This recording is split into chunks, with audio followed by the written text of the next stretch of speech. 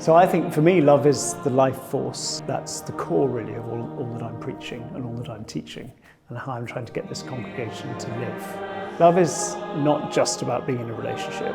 Love is friendship, love is community.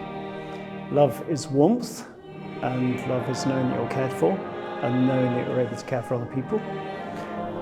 Love is long-suffering, love is patient, love is kind. Love feels it's about being fulfilled as a person. So my name is Giles Goddard. I'm the vicar of this church, St John's Waterloo, which is the church by the IMAX in central London. I've been here for about 13 or 14 years, and I've been a vicar for about 25 years. When I was about 15, I became a much more committed Christian, and that was very, very good for a couple of years. But I discovered, and this was a long time ago, this was back in the 1970s, after a while I worked out that there seemed to be a conflict between my sexuality and my faith. And I was being told by the leadership that, it wasn't okay to be an active gay person. I kind of struggled with that for a bit, and then I decided, or it felt as though the Christianity that I thought I'd discovered wasn't what I was being offered. I gave it all up and decided not to be a Christian anymore, satisfied myself that God didn't exist. I was kind of living the life of a London gay man. So there was a lot of clubbing. It was great, I enjoyed it. I'm not anti-clubbing, but it was all I felt a bit lost, I think. It was quite hard to kind of form relationships and things. And this was also during the AIDS, it was when AIDS was at its worst as well. And a friend of mine actually, who I'd been at school with, said, I think you should come back to church.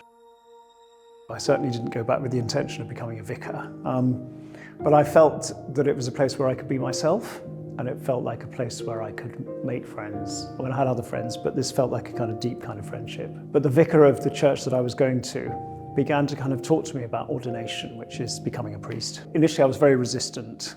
I thought, why do I want to turn my life upside down? That would be completely crazy. And why would I want to be part of an institution that appears to be homophobic? So I resisted it for probably about a year, but once it planted the seed kept growing. And I really felt that more likely to be able to change an institution from within than from outside.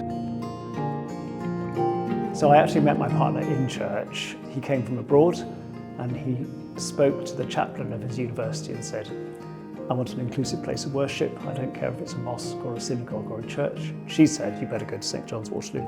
So we met in St John's, and he's actually very involved here now.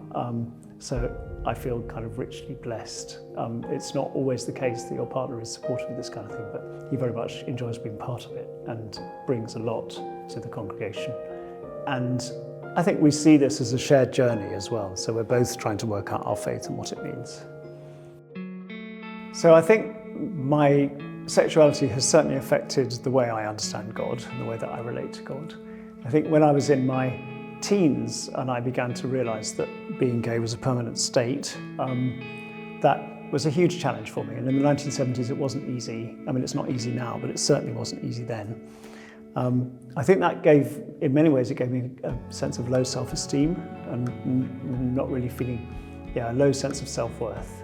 I think I didn't really understand the love of God at that stage either. And I think to become involved in Christianity when I was 15 or 16 was important because it gave me a sense of the love of God. But then, as I've said earlier, it also undermined my sense of sexuality. I think I've learned a lot since then. And I think in a way, being gay gives you a different understanding of how society works and gives you a different understanding of who you are. And I've had to work out how to integrate that with my faith. So I think my faith has got deeper as a result, but it's been a difficult journey. Of course I have doubts, and of course I feel very challenged at times. There are times when I feel very depressed about the way the church is going. There are times when, not so much now, but certainly in the past, when I was more involved in these conversations, I used to find it very, very difficult when you're being told basically that you're not acceptable as a Christian or indeed as a human being. It's really difficult. And sometimes, I have thought, I just want to give up on this and go and do a proper job. But that's the reality. So the advice that I give to a fellow Christian who's struggling with their sexuality is to find someone who could support them. Well, the advice I'd really give is to come to St. John's Waterloo, actually, but if they don't live nearby, then find a church which is welcoming, and there are inclusive churches around the country that you can find, or find a friend. Don't give up on God, because God is the ground of our being.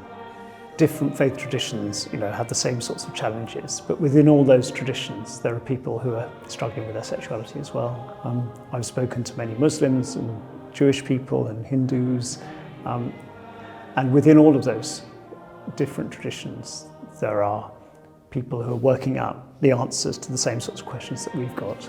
And God works in so many different ways. So you don't have to be a Christian to understand God fully. So my message to the future is take action and be involved.